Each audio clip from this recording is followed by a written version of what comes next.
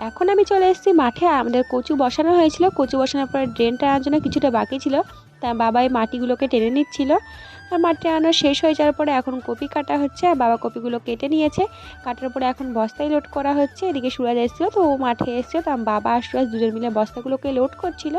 বস্তা লোড করা হয়ে যাওয়ার পরে এখন বস্তার মুখটাকে ভালো করে সেলাই করে নেওয়া হচ্ছে। সেলাই করে এরকমভাবে বাজারে নিয়ে যাওয়া হবে। দু বস্তা লোড করা হয়ে গেছে, এখন দু বস্তাটাকে সাইকেলে তুলে দেওয়া হবে। ওরা সাইকেলে করে নিয়ে গিয়ে দিয়ে আসবে হাই রোডে। এদিকে আমার বাবা আর সুরাজ দুজন মিলে সাইকেলে তুলছিল, আমার ভাই সাইকেল ধরেছিল। তো জমির থেকে সাইকেলে করে বস্তাগুলোকে নিয়ে যাওয়া হয়।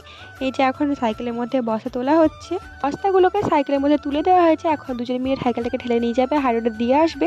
আর দেখো নিয়েতে নিয়েতে আমার ভাই তো পা স্লিপ কেটে পড়েই গেছে, তো আমরা সাইকেল তুলে দিয়েছি, তারপরে ওরা চলে গেছে নিয়ে। আর এখন আমরা চলে এসেছি জমিতে, আমার বাবা আর আমি দুজন মিলে বাঁধাকপিগুলোকে বস্তার মধ্যে লোড করে নিচ্ছিলাম। তো লোড করা হয়ে যাবে, আমার বাবা এখন মুখটাকে ভালো করে সেলাই করে নিচ্ছে।